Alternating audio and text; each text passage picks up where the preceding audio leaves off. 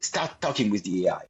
Deep dive into the subject. Ask questions. You will get answers. Not all those answers going to be accurate. Now you're going to learn that AI is not always accurate. Now you're going to learn that you can negotiate with AI how to work and how to apply good judgment. Because Sandy, at the end of the day, working with an AI is applying human judgment. AI by itself is neutral. It may sound like it's pleasing you, it tells you the best, but it's really at the end of the day neutral. So you need to learn how to tame it. And in order to tame it, you need to apply human judgment. Welcome to Playbook AI Partners Podcast, the show that turns AI from overwhelming into actionable. Your host, Sandy Kibling, is the chief playmaker, helping business owners and teams stop chasing shiny tools and start using AI in a way that actually moves the numbers, saving time, reducing busy work, and driving growth. Each episode features industry experts and real-world tactics, providing clear, do this next plays, simple AI workflows, and practical guardrails so you can use AI safely, execute with confidence, and get results. Let's run the play.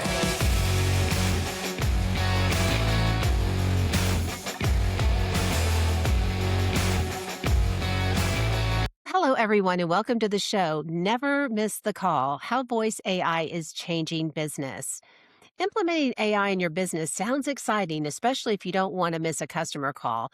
But how do you do this effectively and not lose that customer trust you've built over the years, especially because you're implementing AI and you're still a little bit overwhelmed by that? Well, to help us get into this topic today, I have Laurent Cohen on the show. He is the founder and CTO of Get Oblique, a voice first AI platform helping businesses never miss a customer call.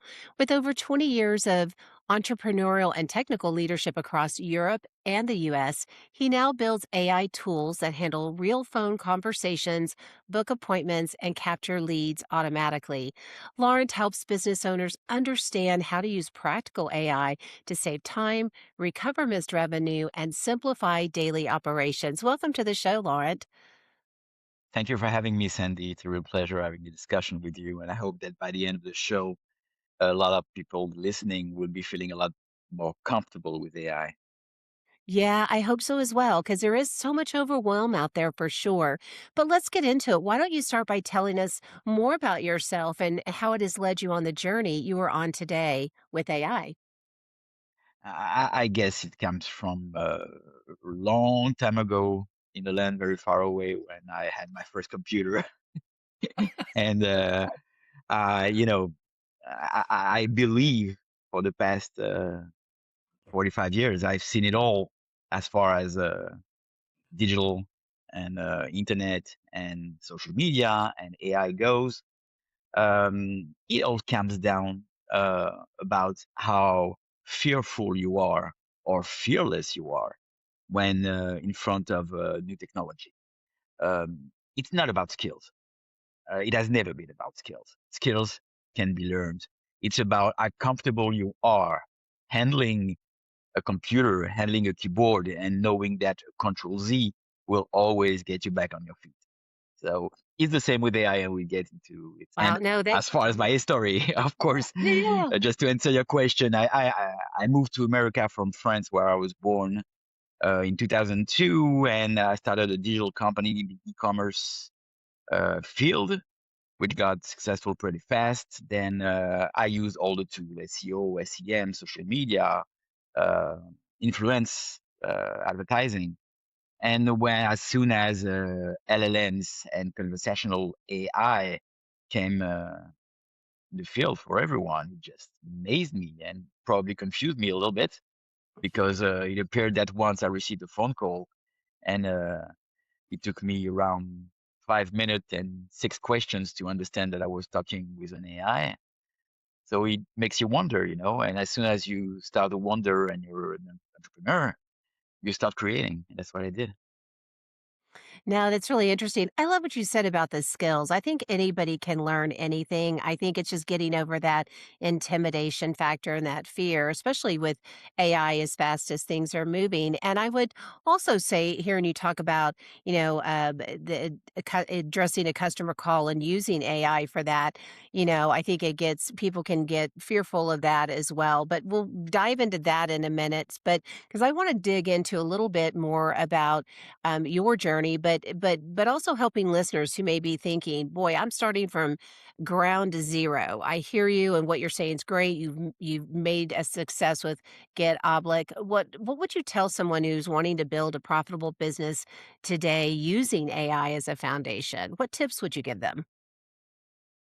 Few things to really keep in mind.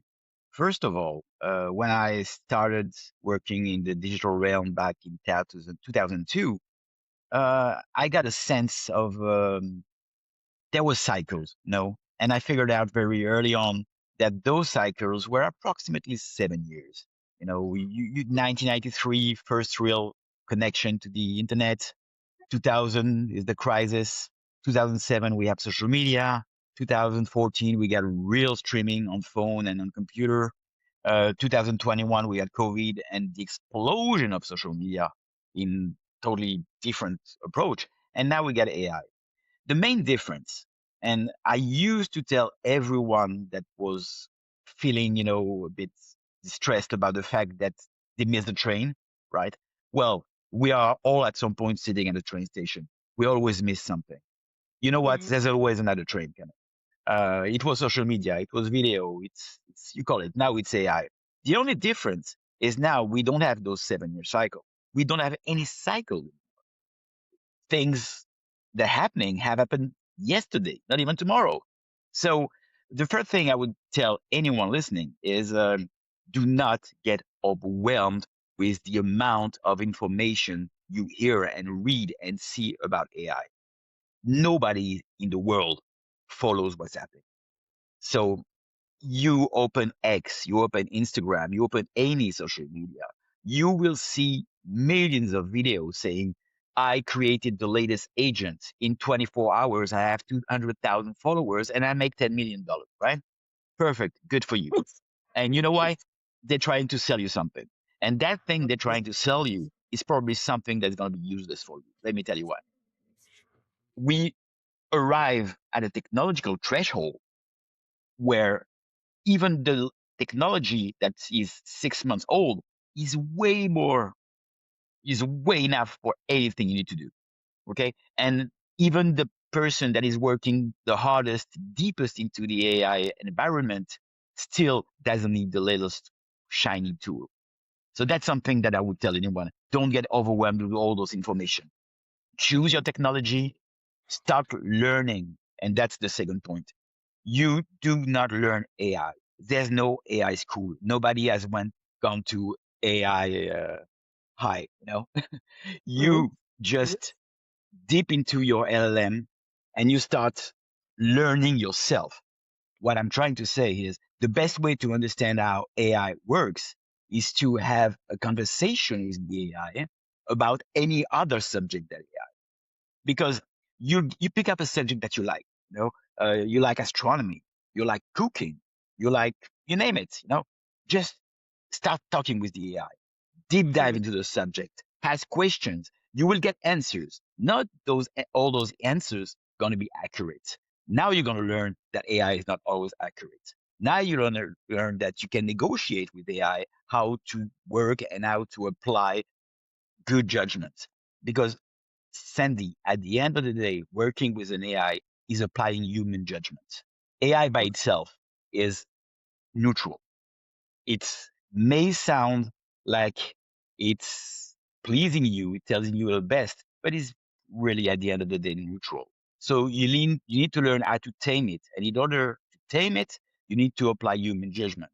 And in that way, I think we're still pretty safe as a species against the machines. So learn with AI, apply judgment. And last thing that I think is probably the most important thing. Again, remember what we said earlier that it's not about the skills anymore. In the AI era, it's literally not about the skills. It's about problem solving. As Mm. long as you can solve a problem that's in front of you, you will be successful with AI. And it appears in some way that problem solving is a quality that comes with experience, and experience comes with old age, right? So it's an opportunity for people that are not of the young gun generation to come back in the work field and try to do something. Because us, I include myself, I'm 54, we have a lot of potential in terms of problem solving. And that's probably the number one asset you can have when using AI. That's great advice. I always tell everyone, just start. Say, hey, I'm going to take 30 minutes. I'm going to learn a new tool today. I'm going to open up Claude. I'm going to open up Gemini. I'm going to open up Notebook LM and just try something.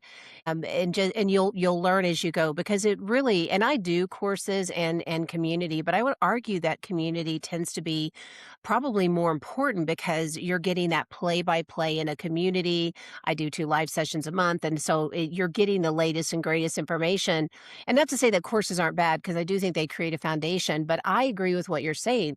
Just, get out there, start, do something. I always say this that things happen not overnight, but taking small steps consistently over time. So I do appreciate that. And the last thing I'll say, and I kind of laugh about this too, and AI is so much fun and so easy. I had on I think it was episode 3, I believe, you had Lynn Friess on, who's 75 years old, used to work at John Deere at the court in the C-suite and said, you know what? I'm gonna dive into this and help people my age not feel like they're bored at an assisted living or whatever, but they can start their next career. And he built an app for that. I mean, it's so amazing what people can do. So dive in. But with that being said, let's talk more about the great things that you're doing. And I want to start off maybe with understanding voice. We talked about chatbots or getting an automated voice to answer a customer call. How has that changed with AI, today? Let me tell you one thing that's very interesting and that we discovered very early on when we started the project. There are so much small and local businesses in America and actually worldwide that are totally disconnected from the digital world, believe it or not. Some of them have a website they've created in 2012 and they lost credentials. They don't even keep it up to date. Some other have a Facebook or an Instagram page that hasn't been updated since COVID. And you count them on. It's the same thing.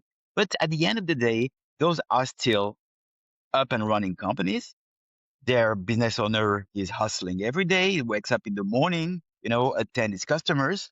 But not only is lost all his credential and doesn't have time to deal with it, but again, with the AI era and the overwhelming amount of information and things to do, on a daily basis, just say, you know what, I'm not going to do it anymore. I can't just stand it. I will have probably a WhatsApp group where we send message to my customers, but that's the end of it.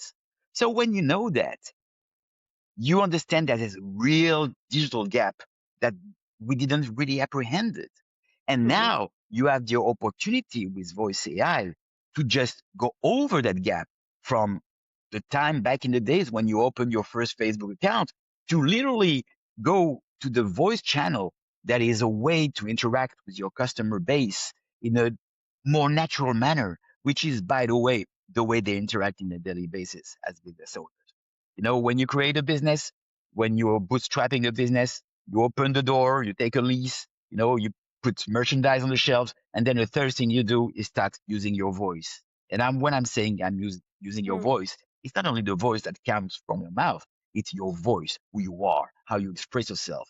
This is the foundation of any company. And this foundation should really be safe.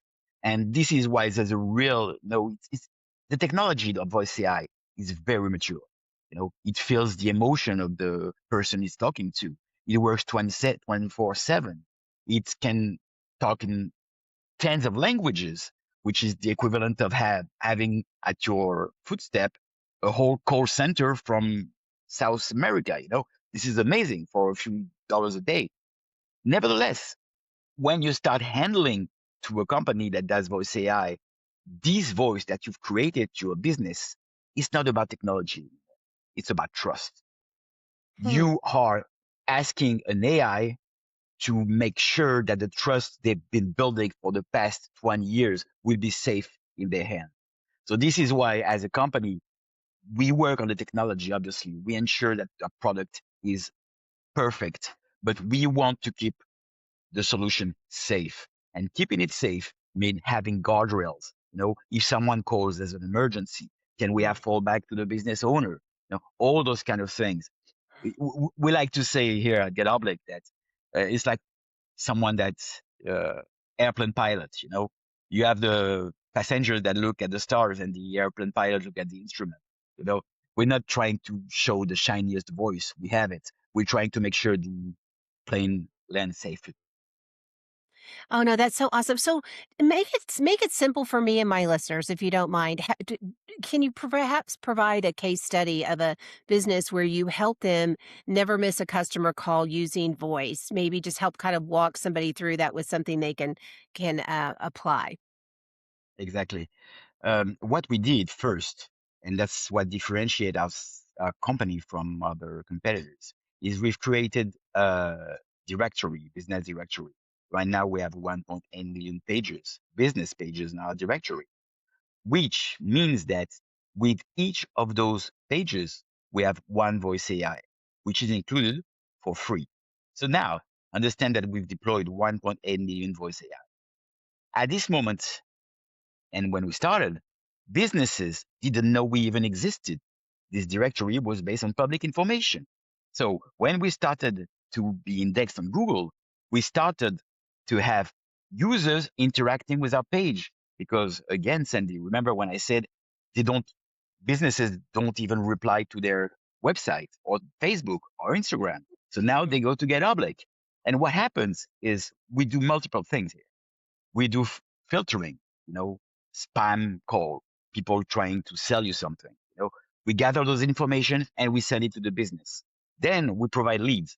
Someone's contacts the business on our page, ask for an appointment. We take the information and send it to the business. Now, remember what I said. The business doesn't know we exist. So we provide free leads. Then the business start to say, okay, something is happening with that Get Oblique. I'm going to go and look at it. And they can claim their page for free. Now, when they claim their page, they can edit their information on their listing, which in turns the AI even smarter. And once we have built trust because we have provided free lead, we have proven that the AI is working because the business owner can test it online, live and fully working. The business owner can subscribe to our monthly service where he receives a virtual phone line, a widget he can put on his website if he needs, and a connection to its WhatsApp account.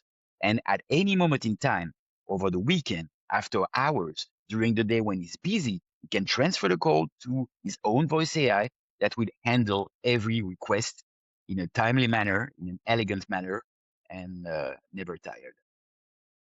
That's awesome because there are a couple things. One, I think of sometimes you mention busy days and weekends, and I love that AI can just say, hey, I can enjoy my weekend and my time with my family and not miss a customer call, or at least have someone address an inquiry before they go to the competitor. So I would argue too, you're keeping them in line. Or in tune to that business that they first called on. You mentioned trust. I think that's so important because I think I mentioned in the very beginning, I think people fear if I bring on this AI voice that I'm going to lose trust with my customers. They're not going to get the message that is key to my business, that is key to my mission and my brand. So how do you ensure with Get Oblique that the brand and the voice of the customer still exist with AI handling the call? Beyond applying all the guardrails and protection and fallbacks that we do at a technological Mhm. company, I'm a strong personal believer, and my partners are saying that AI should be disclosed. And let me explain you why. As now, for instance, we have the technology to clone anyone's voice. So we Mm. could argue that we could offer that service to any business owner, right? It may sound great that the AI answering the call is the business owner voice. Well, in fact, we do not think it's good. Let me tell you why. Let's say you have a customer that has been coming to your hair salon or as a chiropractor to your practice for 20 years. He's a bit older, he doesn't know AI much. So he starts calling and this AI voice start answering with the exact voice as the assistant that is working in a practice. So now Mhm. you have communication that happens. But then maybe on the first call or second call, something break. It sounds off. And what happened? You're breaking trust. You're not disclosing the AI. Not only you're not disclosing it, but you're trying to hide it by the fact that you've been cloning your voice.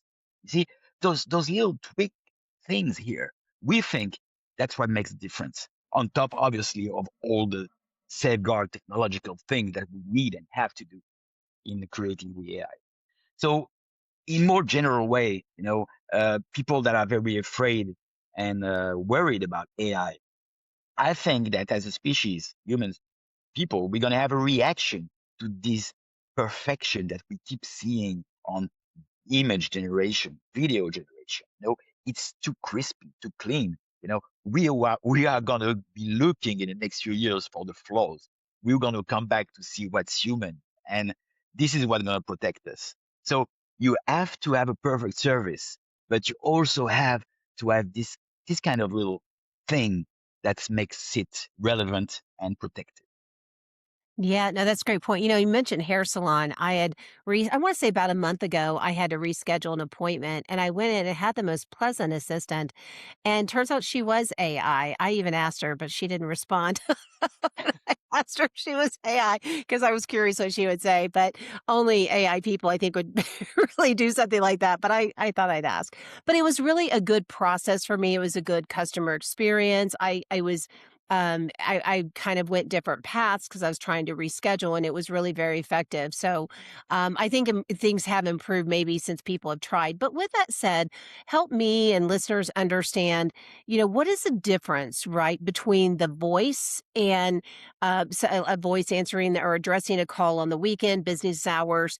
How is that different from chatbots or any other traditional automation tools? Chatbots may answer to you using AI, may answer to you immediately, but they will not understand your emotions. And that Mhm. layer of emotion is not just a bonus. This is essential to create the perfect alignment between what the user wants and what the business can provide.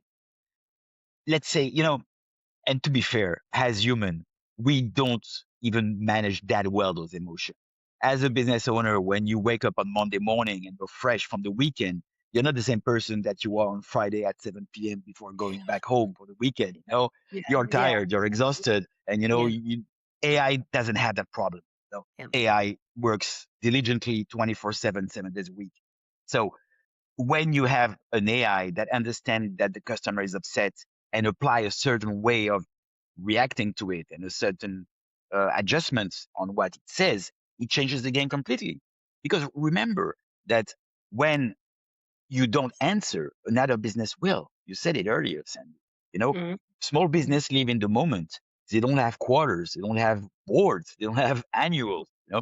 What happens today is what's important for them. They might know what's going to happen next month, but probably not what's going to happen 6 months from now.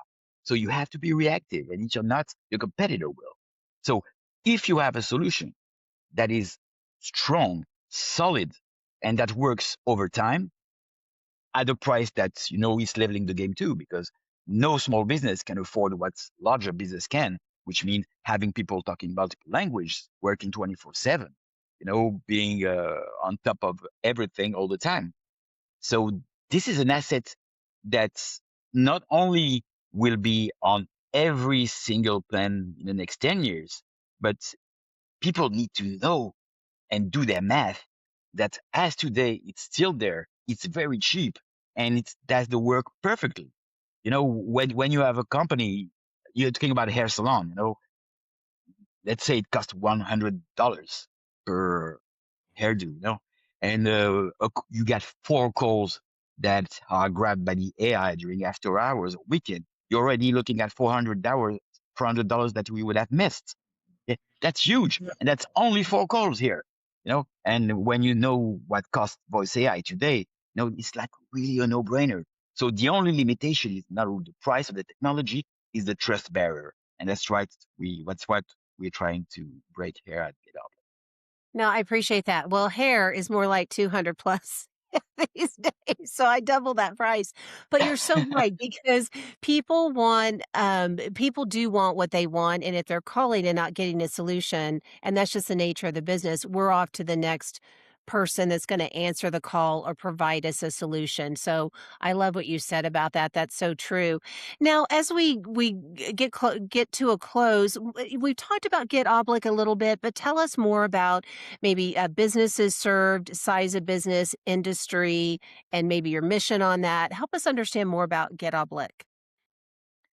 Well, it's all about scalability, right? I- really the thing that we decided from the first day. It needs to be scaled. So right now we have 1.8 million business listed.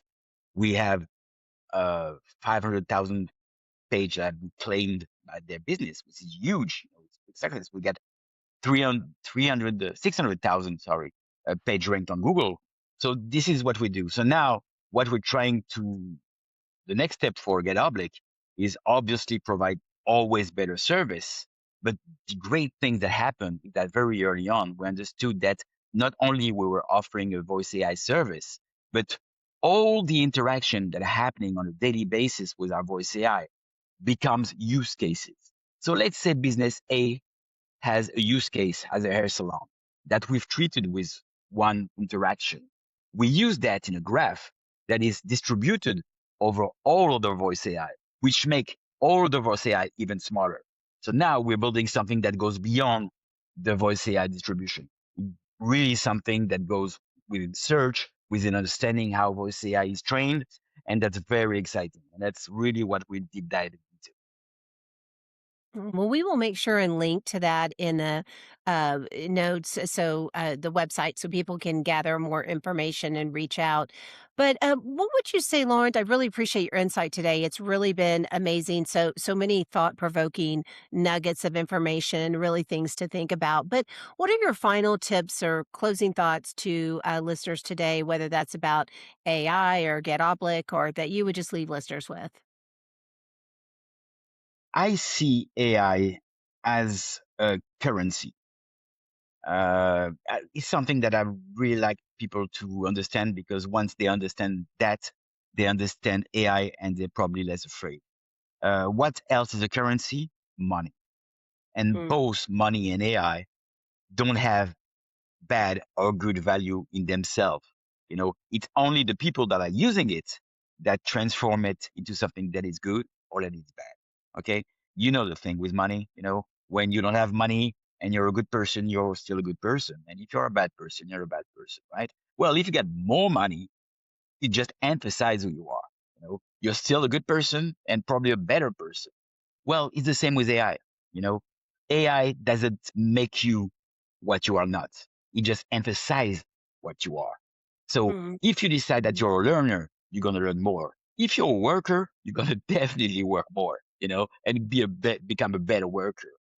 Obviously, in certain instances, if you have some things in your mind that are not really working well, it might hurt. But at the end of the day, this is not AI creating the problems. This is who you are as a person. So I believe that you should not be afraid of AI because AI will only make you better at what you're good at. So you love something, open your LLM, start talking with your agent, and become a better person. Oh, absolutely. I appreciate that. You just echo the thoughts and the message I try to deliver every day. So thank you for that. Thank you for all you're doing at Get Oblique and all the great things and helping businesses never miss that customer call and the information you provided today, Laurent. I appreciate your time and your expertise. So thank you for being on the show. Thank you, Sandy. It was a great discussion. I really enjoyed it. I enjoyed having Laurent on the show. I appreciated his thoughts on AI and all the great services Get Oblique offers business owners. Make sure and check out the link in the show notes to learn more about service offerings and the awesome testimonials. In our next episode, it's going to be me and the mic. I'm spotlighting two powerful resources from Playbook AI partners, the AI Mini Solution Locker and the Huddle. AI is moving too fast for outdated courses, random webinars, or scattered videos that leave you wondering, now what? You do not need more noise. You need practical solutions that help you solve real business problems, save time, make smarter decisions, and use AI with confidence. So let's talk about it. Let's talk about those problems. Let's talk about real AI solutions and practical plays to help you move faster, reclaim your time, and get better results in your business. Until next time, take action, execute, and let's run the play.